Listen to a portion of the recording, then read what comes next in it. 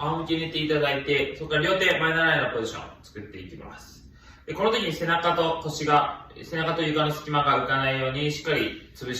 の隙間を潰していきましょう。でそれをキープしたまま片足を上げていきます。膝曲げたまま片足上げます。で、下ろします。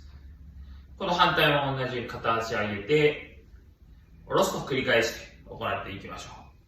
う。ポイントとしてはしっかり腰が床から浮かないようにつけたポジションをキープしたまま行っていけるといいかなと思います。それを意識しながら行っていきましょう。どうしてもランナーの方、体幹が抜けてしまうと、